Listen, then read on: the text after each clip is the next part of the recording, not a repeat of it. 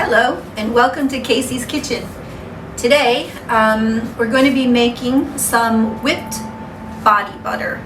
Mostly it's going to be for our hands though, because with all of the hand washing that we're doing these days, so many times a day, and using hand sanitizer, it really dries our hands out. So I'm going to show you a very quick and easy way to make a hand butter just for you. And it's really lovely too because it's whipped, so it's kind of luxurious. So what we're going to use, I'm going to show you the ingredients here. We're going to use 1/4 cup, 2 ounces or 60 milliliter, however you want to weigh it, of shea butter. Now I have here 2 different kinds of shea butter because I'm using the end of one and the beginning of another. But it doesn't matter. One just has some essential oils that I've mixed in. And then we're going to use 1/4 cup, 2 ounces or 60 milliliter, depending again on how you're going to weigh it, of cocoa butter, cacao butter. And this is lovely because it gives it a nice thick feeling, and also will allow your body butter to smell like chocolate. So the next ingredient is going to be 1/4 cup, 2 ounces or 60 milliliters of sweet almond oil. Now you can get sweet almond oil at a lot of the markets here, and you can also get it from the organic market. I'm using one that I actually got from Neil's Yard, and all of these ingredients that I have here are organic. It's not necessary that you use organic products, it's just my preference. And because I'm putting it on my body, I'm more conscious of the ingredients that I'm going to be using.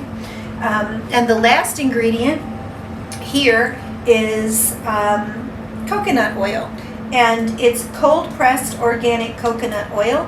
So at room temperature, this coconut oil is solid, and this is how you know if you're getting a good cold pressed coconut oil, because it will be solid at room temperature.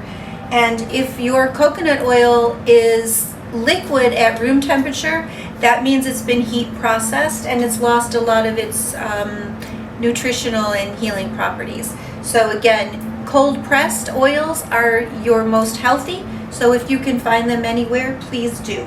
So now what we're going to do is we have all of our ingredients measured out, and we're going to start in the double boiler. That means 1 pan underneath full of water, and I like to use a glass bowl. So I'm going to turn the fire up on high, the heat on high, because I don't have gas, I have electric, so there's really no fire. So I'm going to turn the heat up on high underneath so the water in this pan comes to boil.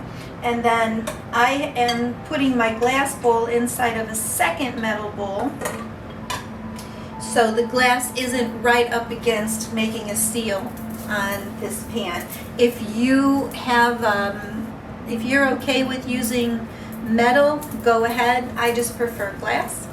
So we're going to put all of our ingredients into this pan. It doesn't matter how you mix them in anyway. Make sure you get as much of everything as you possibly can mixed in. And I like to use chopsticks for stirring because they're cheap and they're easy to clean, and that way I don't get my wooden spoons all messed up with wax and oils and things like that. So now what we're going to do is we're just going to let this cook until it melts. It'll just heat until it gets melted, and once it gets melted, we'll go on to the next step.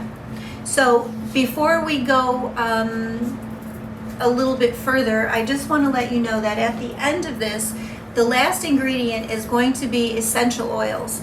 And because again of the situation we're in with the coronavirus, I'm going to be using a tea tree oil mixed with lavender.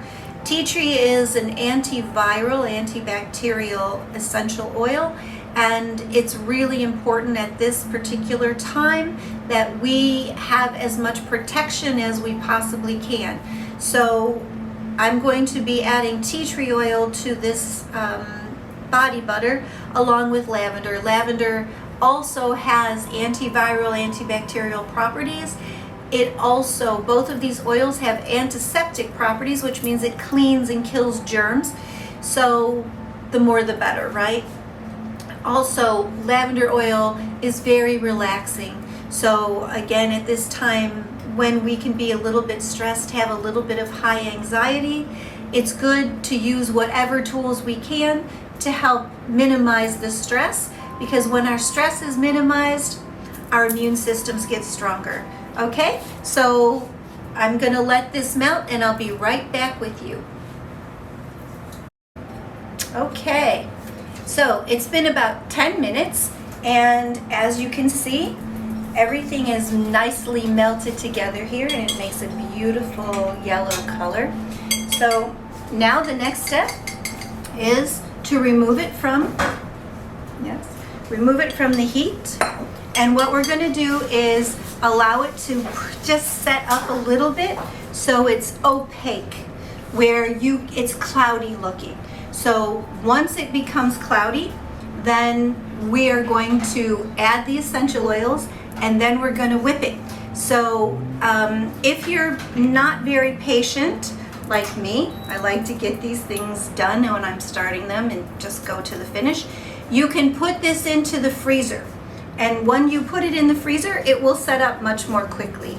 So if you are ready, go ahead and let your mixture set up, and then I'll be right back with you. Okay, it's been about 45 minutes that this has been in the freezer. If you're leaving it out, not putting it in the freezer, it'll take several hours, maybe just a couple hours. Okay, so this is what it looks like. It's very cloudy and a little bit thick. So now the next step is we are going to put it into a mixer. You can use a stand mixer or a hand mixer, but it's really important that you use a wire mixer, okay? You can do it by hand, but it'll take way too long. So if you just use a wire mixer by hand or by stand, either one, it doesn't matter, that rhymes. Okay, so I'm gonna just put it now into this mixer bowl. And you can use a spatula to get out as much as you can. And just dump it into the bowl. Yeah, okay.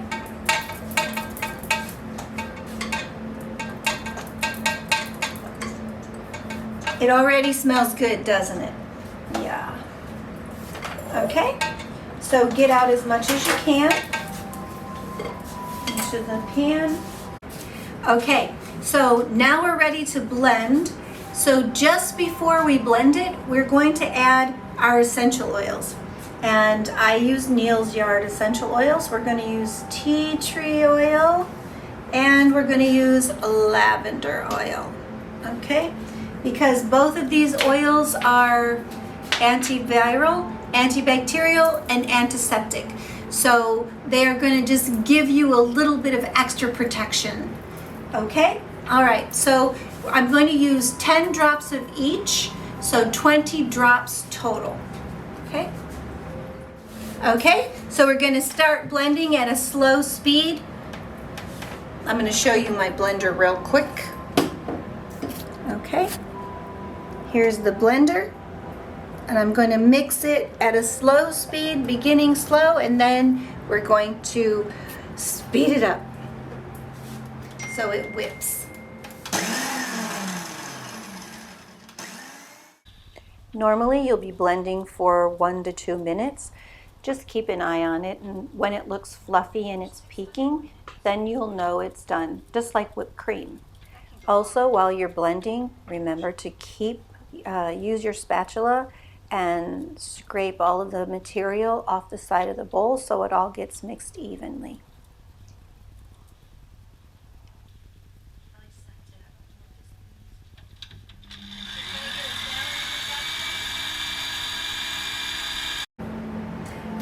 Okay, so now it's been thoroughly whipped for, depending on how much it's set up for you, 1 to 2 minutes. If you're not finding that your mixture is getting whipped, it likely hasn't set up quite enough yet. So this is what it looks like. It should peak. And be careful if your children are with you when you're making this, because it looks a lot like vanilla frosting. So they might want to lick the beaters. Okay, so now that we have this thoroughly whipped and it's into the butter that we want, now the only thing to do is to put it in the jars. And it's very good if you use wide mouth jars. I save all the jars that I get, and I try to buy as much stuff in glass jars as possible because I reuse them for hand lotion, body lotion. I make candles with them, all kinds of things, and I love to be able to recycle. So glass jars are best. And if you, now all you need to do is take a spatula or a spoon. This is the easy part. And you just scoop and fill your jar with your wonderful body butter. And it smells delicious. Yes. So this is 1 full cup, 8 ounces, right? Or 240 milliliters if you're measuring in milliliters. Okay?